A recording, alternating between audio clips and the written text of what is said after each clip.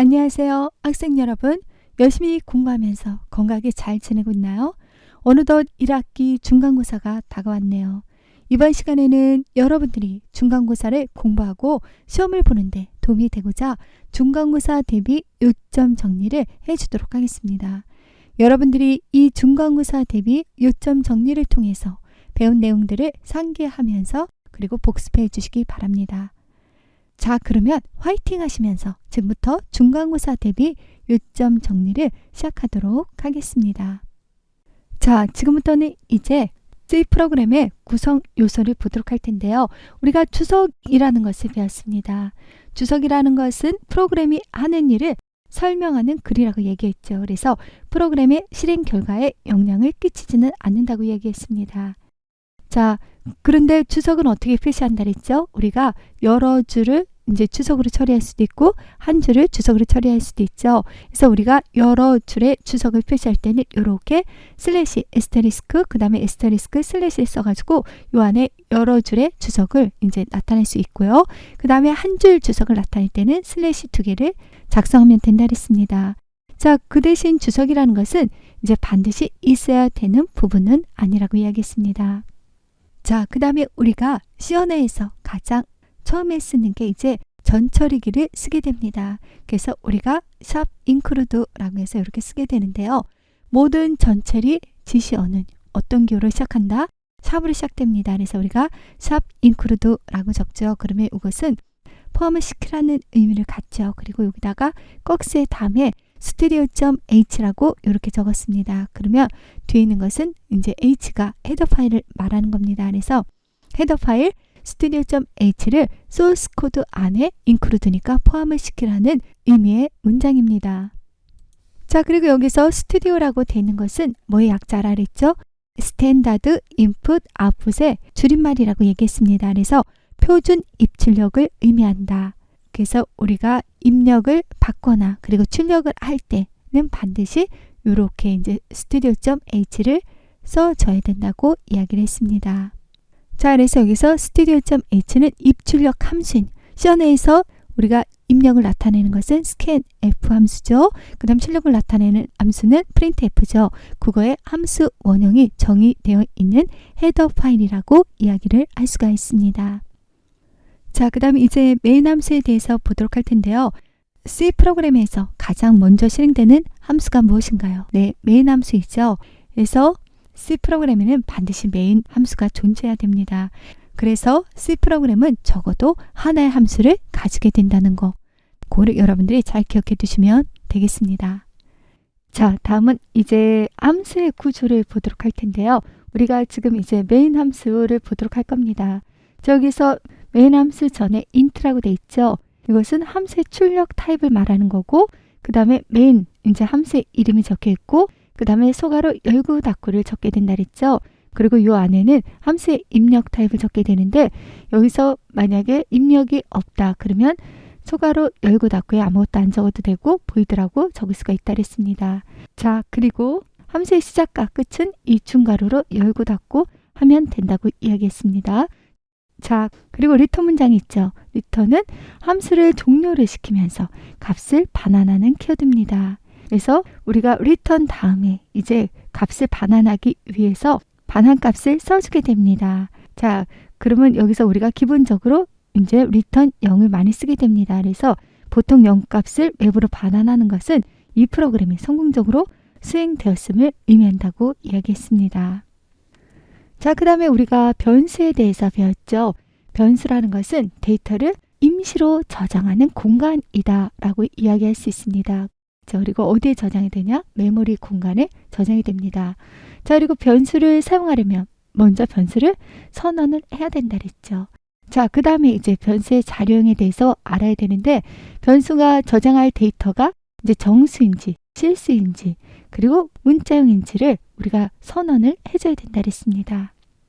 자, 그 다음에는 이제 변수 이름을 작성하는 규칙에 대해서 잘 알고 있어야 됩니다.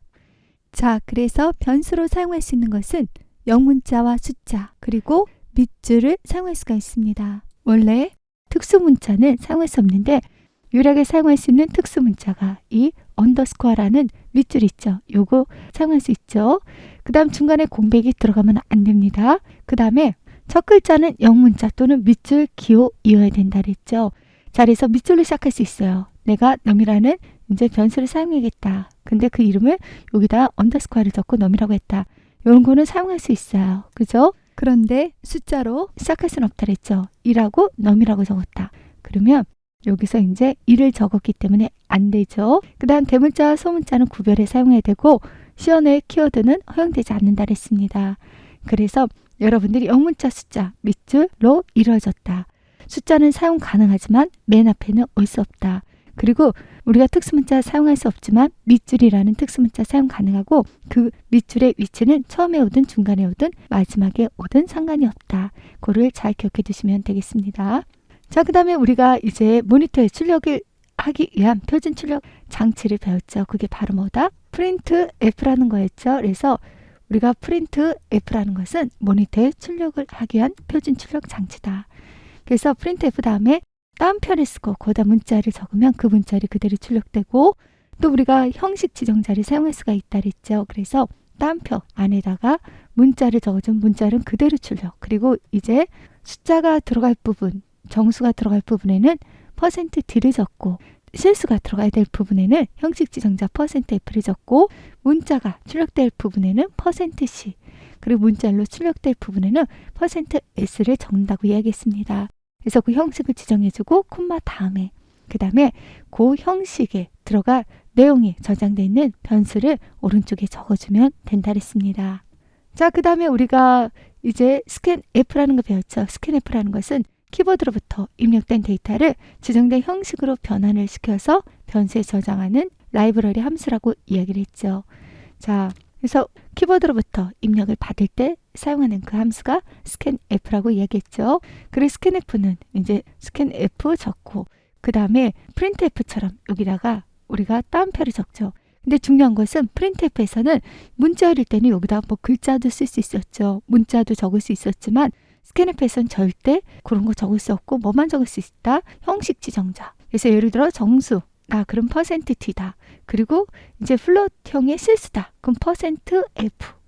그 다음에 더블형의 실수다. 그러면 %LF.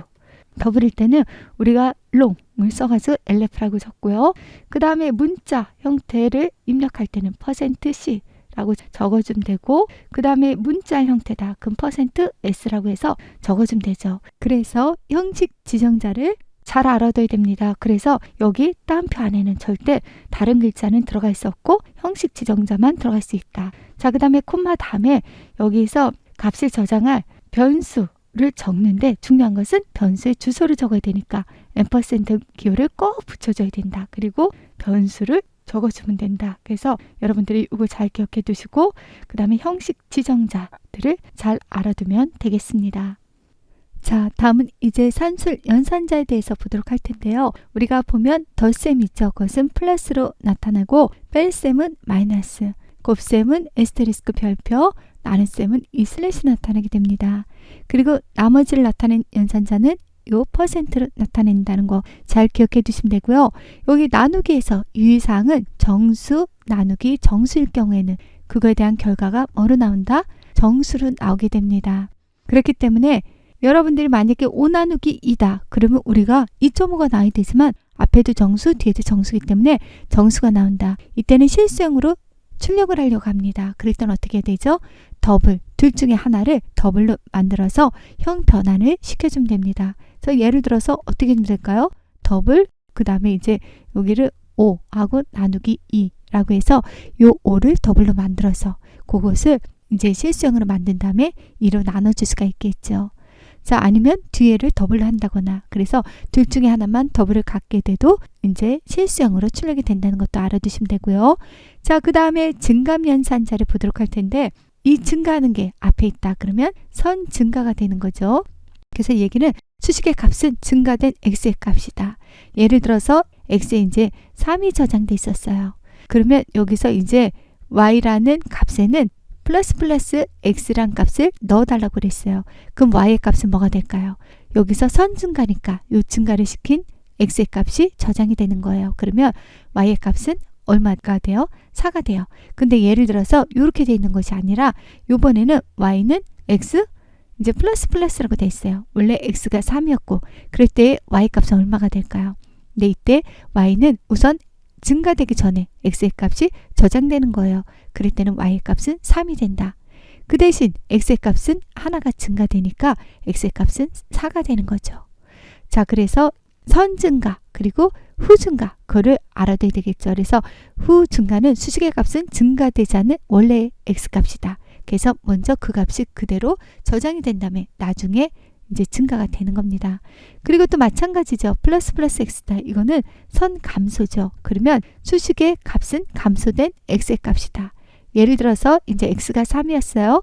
그럼 y는 마이너스 x다. 그러면 y 값은 얼마가 되는 거예요?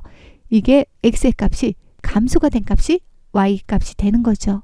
이제 3에서 감소가 되니까 y 값이 2가 되고 x 값도 2가 되죠. 근데 예를 들어서 x가 3인데 이번에는 이제 후 감소예요. x 마이너스다. 그러면 y 값은 어떻게 될까요? 그때는 x의 값이 우선 여기 y에 저장돼요. 그래서 감소되기 전에 x의 값, 그래서 3이 저장이 된 후에 그래서 y 값은 3이 되고 그런 후에 x의 값이 감소가 되니까 x의 값은 2가 되는 겁니다. 그래서 여러분들이 선 증가, 그 다음에 후 증가, 그리고 선 감소, 후 감소를 알아둬야 돼요. 그래서 요 문제를 여러분들이 풀 수 있도록 연습을 해주시면 되겠습니다. 자, 그 다음에 대입 연산자가 뭐죠? 이퀄이라는 것은 대입 연산자, 오른쪽에 있는 것을 왼쪽의 변수에 저장하겠다, 대입하겠다라는 의미죠. 자, 그 다음 복합 대입 연산자라는 게 있죠. x 플러스는 y다. 그러면 이것의 의미는 여기 x라는 이 변수가 두 번 사용이 된 거예요. 그래서 x 대입 연산자 적고 그 다음에 여기 x가 두 번이 사용된 거기 때문에 다시 한 번 적고 그 다음에 연산자 적고 y를 적으면 돼요. 그래서 이렇게 되어 있는 것을 복합 대입 연산자를 만들겠다. 복합 대입 연산자라는 것은 산술 연산자와 대입 연산자가 합쳐진 것, 말 그대로 복합적으로 사용됐다는 의미예요. 그래서 요거는 두 개, 지금 x라는 변수가 두 번이 사용됐죠. 그러면 대입 연산자 오른쪽에 있는 것을 생략할 수 있다. 그리고 뒤에 있는 이 연산자는 대입 연산자 앞쪽으로 가져오면 되죠. 그래서 x 플러스는 y다 라고 해서 이렇게 나타낼 수 있다는 거. 그래서 여기서 보면 이렇게 산술 연산자가 오고 대입 연산자가 오는 그 형태, 그게 바로 복합 대입 연산자다. 그래서 여러분들이 이렇게 여기 있는 것처럼 복합 대입 연산자를 그것을 풀어서 어떻게 나타내는지, 그리고 그 다음에 그 나온 것을 또 복합 대입 연산자로 어떻게 바꾸는지를 여러분들이 잘 알아두시면 되겠습니다. 자, 그 다음에 관계 연산자. 관계라는 것은 다른 말로는 비교 연산자입니다. 우리가 두 개의 값을 비교하는 그 연산자가 되겠습니다. 그래서 두 개의 관계를 비교하는 연산자다. 그래서 관계 연산자라고 하는데요. 다른 것들은 다 이제 왼쪽으로 벌어지면 크다를 나타내니까 x가 y보다 크냐, 그 오른쪽으로 가 있으면 x가 y보다 작은가, 그리고 x가 이제 여기서는 크거나 같으니까 x가 y보다 크거나 같냐, 그리고 오른쪽으로 벌어진 데다 요 이퀄 쓰면 x가 y보다 작거나 같은가 라고 묻죠. 이것은 우리가 일반적으로 잘 아는 내용일 거예요. 근데 중요한 것은 같은가를 묻는 거죠. 그러면 연산자 뭐를 적는다? 이퀄 몇 개를 적는다? 두 개를 적는다. 이퀄 하나는 대입 연산자, 그리고 같다라는 관계 연산자는 이퀄 두 개를 적는다는 거 잘 알아두면 되고요. 그 다음에 같지 않다. 그러면 여기서 중요한 것은 않다라는 게 중요한 거예요. 그래서 않다라는 이 느낌표하고 그 다음에 요 같다라는 이퀄을 이렇게 적게 되면 같지 않다가 되는 겁니다. 그래서 요 거꾸로 쓰지 않도록 여러분들 주의해 주시면 되고요. 그래서 같지 않다라는 것은 이거는 다르다는 의미겠죠. 그래서 다른 것들은 다 잘 알 수 있는 내용인데 특별히 같다는 거하고 그 다음에 같지 않다라는 다르다는 거를 잘 알아두면 되겠습니다. 자, 그 다음에 논리 연산자에는 세 개가 있어요. 이 앰퍼센드 기호 두 개를 쓴 것은 and 연산이고요. 그 다음에 이게 짝대기 두 개를 쓴 것은 or 연산이다. 그리고 느낌표는 이거는 not 연산을 의미하게 되는 겁니다. and라는 것은 모든 조건이 다 참일 경우 참이 된다. 근데 시언어에서는 참일 때는 1로 나오고 그 다음에 거짓일 때는 0의 값을 갖게 된다는 거 알아두면 되죠. 그래서 여기서 and가 참일 때는 요 앞에 값도 참, 뒤에 값도 참일 때는 참이다. 그리고 둘 중 하나라도 거짓인 값을 갖게 되면 거짓인 게 AND가 되고요. 그 다음에 OR라는 것은 또는이죠. 이것 또는 저것. 그래서 둘 중에 하나만 참의 값을 가져도 참인 것이다. 그리고 두 개 다 참일 때는 당연히 참이죠. 그럼 어떨 때만 거짓일까요? 네, 둘 다 거짓일 때만 거짓인 것이 OR고요. 그 다음에 not 연산이라는 것은 참일 때는 거짓, 거짓일 때는 참으로 나타내는 게 이제 not 연산이다. 그래서 여러분들이 AND는 요 앰퍼센드 두 개로 나타낼 수 있고 OR는 요거 짝대기 두 개로 나타낼 수 있고 not은 이렇게 느낌표로 나타낼 수 있다는 거 잘 알아두시면 되고 요것에 대한 결과가 어떻게 나타나는지를 알아두면 되겠습니다. 자, 그 다음에는 이제 조건문에 대해서 배우도록 하겠습니다. 조건문을 우리가 쓸 때는 만약 뭐뭐라면 해서 if를 쓰게 됩니다. 그 다음에 그 뒤에다가 이제 조건식이 오게 되는 겁니다. 자, 그래서 여러분들이 보면 if 그 다음에 조건식을 써주고 그 다음에 여기서 else는 아닐 경우니까 else라고 해서 가게 돼서 우리가 if else문이라고 하고요. 그 다음에 이 조건식이 참이면 이제 밑에 문장을 수행하게 되는 것이고요. 아닐 경우에는 else를 가서 그 밑에 있는 문장을 수행하게 되는 겁니다. 그래서 여러분들이 가장 기본적인 if, 그 다음 조건식, 그리고 이 조건을 만족하면 밑에 이제 요 문장 1을 수행하게 되고 그 다음에 아닐 경우에는 요 밑에 있는 문장 1을 수행한다는 거 알아두시면 되겠습니다.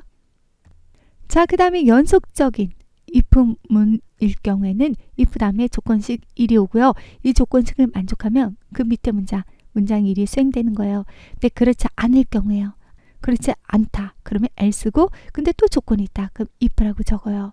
자, 그럴 경우 이제 else if일 경우 또 조건식이 와서 그러면 요번에 두 번째 조건식을 만족하면 그 다음 문장 2가 수행되고요. 또 아닐 경우에는 else 다음에 그 다음에 if가 들어가고요. 그 다음에 조건식을 쓰게 되고 그래서 이 조건식을 만족하면 밑에 문장을 수행하게 된다. 근데 위에 있는 조건식을 다 만족하지 않는다. 그러면 이제 그 외의 것들은 다 밑에 문장을 수행해라 라고 해서 else를 적고 그 다음에 이제 위에 다 조건식을 만족하지 않을 때는 요렇게 이제 else 밑에 있는 문장사로 갈 수가 있게 됩니다. 자, 그 다음에 스위치 이제 우리가 케이스 문이라고 부르는데요. 스위치 케이스 문을 우리가 나타낼 때요. 여기 보면 스위치 그리고 제어식이 오게 되죠. 그 다음 중괄호 열고 닫고 나오는데 케이스라고 하고 그 다음에 C1이라고 이렇게 적혀 있죠. 그래서 제어식의 값이 여기 써진 C1이면 이제 요 문장일이 수행됩니다. 자, 그 다음에 중요한 것은 요 브레이크가 있냐 없냐에 따라서 이제 그 다음 문장을 수행할 수도 있고 여기서 끝낼 수도 있어요. 예를 들어서 이제 제어식의 값이 C1이었다. 그럼 문장 1을 수행하고 브레이크 문이 있으니까 이제 빠져나가면서 끝나게 돼요. 근데 예를 들어서 브레이크 문이 없었다. 그러면 이제 제어식의 값이 1이면 문장 1을 수행하고 브레이크가 없으면 밑으로 내려가 가지고 그 다음 문장을 또 수행하게 되는 겁니다. 그렇기 때문에 브레이크가 있는지 없는지에 따라서 이제 그 결과가 달라진다는 거 알아두면 됩니다. 그래서 스위치 다음에 케이스문을 통해서 나타낼 수 있다. 그리고 케이스문에 브레이크를 쓰느냐, 그리고 쓰지 않느냐에 따라서 이제 나오는 결과가 다르다는 거 그걸 잘 알아두시면 되겠습니다. 자, 그래서 여기 보면 브레이크문 다시 한번 나오죠. 중요한 부분입니다. 그래서 브레이크문이 없으면 선택된 케이스절 안의 문장들을 실행한 다음에 어떻게 된다? 계속해서 다음 케이스절의 문장을 실행하게 된다는 거. 그렇기 때문에 결과값이 여러 개가 나오는 경우가 생기게 됩니다. 자, 그 다음에 디폴트라는 것은 어떤 케이스문과도 일치되지 않는 경우에 이것을 선택해서 실행하게 됩니다. 자, 그 다음에 이제 반복문을 배웠는데요. 반복이라는 것은 같은 처리 과정을 여러 번 되풀이하는 것이죠. 자, 그리고 반복 구조다 그랬으면 어떤 조건이 만족될 때까지 그 루프를 도는 구조를 반복 구조라고 이야기합니다. 그래서 우리가 반복문에 대해서 배웠는데 while문을 배웠었죠. while은 우리가 조건 제어 반복이라고 부르게 됩니다. 그래서 주어진 조건이 만족되는 동안 문장들을 반복하게 돼요. 그래서 while문의 구조를 보면 while 다음에 뒤에 들어갈 게 바로 뭐냐면 조건식이 들어가요. 그래서 중요한 것은 이 조건식을 만족할 경우에는 이제 그 왈문 안의 문장들을 수행하게 되는 겁니다. 그래서 조건식을 만족한다는 것은 참이라는 의미겠죠. 그래서 조건식이 참이면 문장을 반복해서 실행하게 되고, 그러면 이 반복문은 언제 빠져나가느냐? 조건식이 거짓일 때 반복문을 빠져나가게 되는 것입니다. 자, 그 다음에 두 왈문이죠. 그냥 왈문이 아니라 두 왈문이다. 그것은 적어도 한 번은 반복문을 실행해요. 왜냐하면 두 문에서 이제 이 안에 있는 문장들을 수행하게 되는 겁니다. 그 다음에 왈문으로 가서 그 조건에 따라서 참이면 이 안에 문장을 반복하는 것이고, 아닐 경우에는 빠져나가게 돼요. 그래서 무조건 이제 두 안의 문장을 수행한 다음에 왈문으로 가기 때문에 적어도 한 번은 반복 문장을 실행하는 것이 두 왈문입니다. 자, 다음은 우리가 반복문으로 포문을 배웠는데요.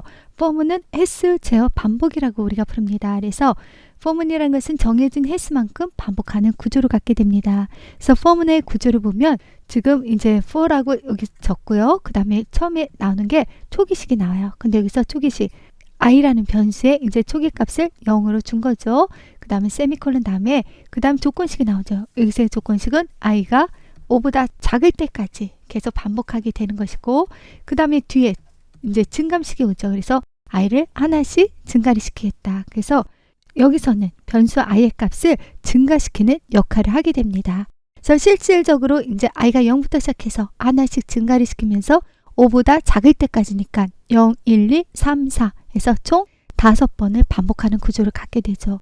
그럼 뭘 5번을 반복한다? 이 밑에 있는 포문 밑에 있는 요 들여쓰게 된 그 문장을 반복하게 됩니다. 그래서 여기서는 헬로 월드가 5번이 반복되게 됩니다. 자, 여러분들이 포문의 구조를 잘 알아둬야 되고, 이 포문이 나왔을 때 그거에 대한 결과가 몇 번 반복되고 그리고 결과가 무엇인지를 잘 알 수 있으면 되겠습니다. 자, 그 다음에 이제 반복문의 흐름 제어라고 해서 브레이크문하고 이제 컨티뉴문이 있습니다. 자, 중요한 거죠. 그래서 브레이크문이라는 것은 반복 루프를 이제 빠져나오는 데 사용합니다. 그래서 반복 루프 안에서 브레이크문이 실행이 된다. 그러면 반복 루프를 빠져나가게 되고요. 특별히 우리가 많이 쓰는 것은 무한 루프, 계속 반복하는 구조를 가질 때 어떤 조건을 줘서 그 다음에 이 반복문을 빠져나갈 수 있도록 해줄 때 우리가 브레이크문을 쓰게 되고요. 그 다음 컨티뉴문이라는 것은 현재 실행하고 있는 반복 과정의 나머지를 생략하게 되고, 그 밑에 있는 문장을 수행하는 것이 아니라 어디로 가요? 반복문에 처음으로 가게 됩니다. 그게 컨티뉴문입니다. 그래서 여러분들이 이 제어문인 브레이크문하고 컨티뉴문을 잘 알아두면 되겠습니다. 그래서 거기에 브레이크문이 들어가느냐 컨티뉴문이 들어가느냐에 따라서 계산의 결과가 달라지게 될 겁니다. 자, 그 다음에 이제 함수에 대해서 우리가 배웠었는데요. 함수라는 것은 특정 기능을 제공하는 이제 코드를 묶어서 이름을 붙인 거라고 이야기를 했습니다.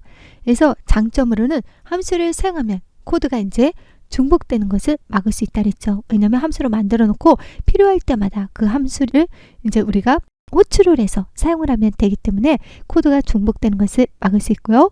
그 다음에 한번 작성된 함수를 여러 번 재생할 수 있다. 그러니까 필요할 때마다 불러서 사용을 하면 되는 것입니다. 그리고 그 불러서 사용하는 것을 우리가 호출이라고 이야기하죠.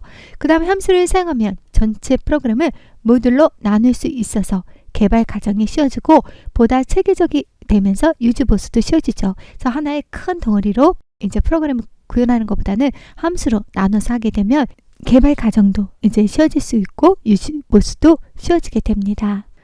자, 그 다음에는 이제 우리가 함수의 종류에 대해서 배웠는데, 함수에는 라이브러리 함수하고 그 다음에 사용자 정의 함수가 있어요.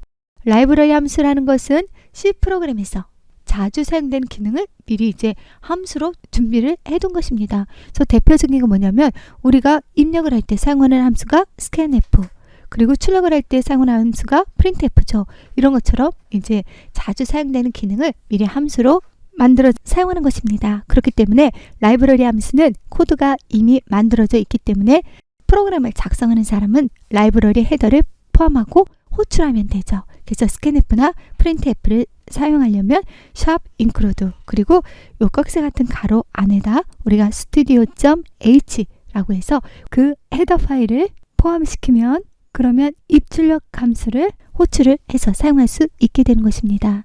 자, 그 다음에 사용자 정의 함수라는 게 있죠. 이것은 프로그램을 작성하는 사람이 직접 정의를 하고 호출하는 함수를 말합니다.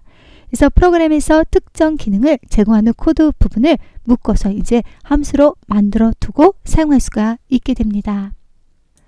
자, 그러면 이제 함수를 정의하는 거에 대해서 보도록 할 텐데요. 자, 함수를 정의한다는 것은 함수를 어떻게 작성하는지를 나타내는 거죠. 그러면 거기 안에는 이제 함수의 이름이 들어가고요. 그 다음에 입력, 출력, 작업에 필요한 문장들이 정의돼야 되죠. 그래서 예를 들어서 여기다 이제 void, 그 다음에 여기다 함수의 이름으로 print, 이제 star라는 이렇게 함수를 만들었다. 자, 그러면 여기서 이 void는 요거는 반환형에 이제 해당되는 거죠. 그래서 반환형이라는 것은 함수가 처리를 종료한 후에 호출한 곳으로 반환하는 데이터의 유형이라고 할 수 있고, 여기다 void라고 적었다. 그럼 반환하는 값이 없을 때 우리가 void라고 적을 수가 있게 됩니다. 자, 그 다음에는 함수의 이름을 적게 되죠. 그래서 함수의 이름은 식별자에 대한 규칙만 따른다면 어떤 이름이라도 가능하고요. 그 다음에 우리가 변수 이름 만들 때도 밑줄 기호를 사용할 수 있었죠. 함수 이름에도 밑줄 기호를 사용할 수 있습니다. 자, 그 다음에 이제 소괄호 안에는 매개 변수를 적게 됩니다. 그래서 매개 변수는 함수를 호출한 곳에서 이제 함수 안으로 전달되는 그 값을 저장하는 변수다라고 배웠습니다. 그래서 함수로 호출할 때 실제로 전달되는 값은 우리가 인수 또는 인자라고 얘기하고요. 그 인자 값을 받아서 그 다음에 이제 함수에서 그 값을 저장하는 변수가 매개 변수가 되겠습니다. 자, 그리고 여러분들이 또 한 가지 잘 알아둬야 될 것은 이제 함수를 정의할 때는 각 매개 변수에 대해서 요 안에 매개 변수가 있을 경우에는 자료형과 이제 이름을 넣어주게 됩니다. 그래서 매개 변수의 자료형과 이름을 넣어주게 되는데요. 이제 여기서 매개 변수의 자료형은 생략할 수가 없습니다. 그래서 매개 변수가 있을 경우에는 매개 변수의 자료형도 꼭 적는다는 거, 그것도 여러분들이 잘 기억해 두시면 되겠습니다. 자, 그 다음에는 이제 함수 원형이라는 게 있죠. 함수 원형이라는 것은 컴파일러에게 함수에 대해서 미리 알려주는 겁니다. 그래서 근본적으로 컴파일러에게 함수에 대한 정보를 주기에 만들어진 것인데요. 이제 함수의 정의가 먼저 등장을 한다. 그러면 이제 함수 원형을 표시할 필요는 없어요. 그런데 사용자 정의 함수보다 메인이 먼저 올 경우가 있죠. 그래서 내가 메인을 먼저 쓰겠다. 그러면 함수 원형을 그때는 정의를 해줘야 됩니다. 함수의 이제 원형은 함수의 헤더에 우리가 함수를 작성할 때 함수 헤더 부분을 적죠. 그래서 함수 헤더에 세미콜론 안을 추가한 것과 같게 됩니다. 다만 이제 함수 원형에서는 매개 변수의 이름은 적지 않아도 됩니다. 그리고 매개 변수의 이제 자료형만 적어줘도 됩니다. 자, 그렇지만 함수에 대해서는 어떻게 해야 되죠? 네, 함수에 대해서는 자료형과 그 다음에 매개 변수의 이름을 두 개 다 적어줘야 되지만 함수 원형에서는 이제 매개 변수의 자료형만 적어줘도 된다는 거, 그거를 알아두면 되겠습니다. 자, 다음은 이제 수학 라이브러리 함수에 대해서 보도록 할 텐데요. C이라고 돼 있죠. C는 천정이란 얘기인데 여기서는 X보다 작지 않은 가장 작은 정수라고 얘기했는데 올림이라고 우리가 생각하면 되겠습니다. 예를 들어서 1.6이 있다. 1.6을 C를 하게 되면 얼마가 되죠? 네, 2가 되는 겁니다. 그래서 여기서 말하는 X보다 작지 않은 가장 작은 정수라는데 그럼 1.6일 경우 1.6보다 작지 않다는 얘기는 그거보다 큰 거를 말하면 2도 있고 3도 있고 4도 있고 그 외에 정수들이 있겠죠. 1보다 큰 정수. 근데 거기서 가장 작은 정수라 그랬기 때문에 2가 정답이 되는 겁니다. 그래서 이것은 그냥 올림이라고 생각하면 되고요. 그 다음에 플로어이라고 있는데 이것은 바닥을 뜻하죠. 근데 여기에 X보다 크지 않은 가장 큰 정수라고 얘기했는데 내림이라고 생각하면 돼요. 그래서 1.6이라는 것을 플로어를 하게 되면 뭐가 되냐면 1이 되죠. 그래서 1.6보다 크지 않은 가장 큰 정수라 그랬는데 이거보다는 크지 않아요. 그러면 이거보다 작은 정수에는 1도 있고 0도 있고 마이너스 1도 있고 그랬죠. 근데 거기서 가장 큰 정수라 그랬기 때문에 그럼 1이 되는 거예요. 그래서 이제 x보다 크지 않은 가장 큰 정수라고 했는데 이것은 내림이라고 생각하면 되고 3는 올림이라고 생각해주면 되겠습니다. 자, 그 다음에 여기 보면 ABS부터 할게요. ABS는 앱솔루트의 약자입니다. 그래서 우리가 앱솔루트 밸류가 절대값이거든요. 근데 거기서 우리가 이렇게 이제 ABS만 딴 거예요. 그래서 ABS는 절대값, 특히 정수를 받아서 절대값을 반환하는 함수고요. 그러면 여기다 ABS인데 앞에 F가 붙었다. 플로트죠. 그러면 실수를 받아서 절대값을 반환하는 그 함수가 FABS가 됩니다. 자, 그 다음에 4라는 것은 이제 제곱을 계산할 때 우리가 2의 3승이다, 2의 5승이다 하는 제곱을 나타낼 때 우리가 4라는 걸 쓸 수 있고요. 그 다음에 SQRT라는 것은 스퀘어 루트에서 제곱근이 있죠. 그래서 루트를 말합니다. 그래서 값의 제곱근을 반환할 때 우리가 SQRT라는 함수를 쓸 수 있다는 거, 그것을 잘 알아두면 되겠습니다. 자, 그래서 여기까지가 이제 중간고사의 시험 범위가 되겠습니다. 그래서 여러분 이제 반복해서 열심히 시청해 주시고 그리고 열심히 공부하셔서 좋은 결과 있기를 바랍니다. 자, 그러면 여러분 힘내시고 화이팅 하시기 바랍니다. 학생 여러분, 중간고사 대비 1점 정리 강의 시청하시느라 수고 많았습니다. 감사합니다.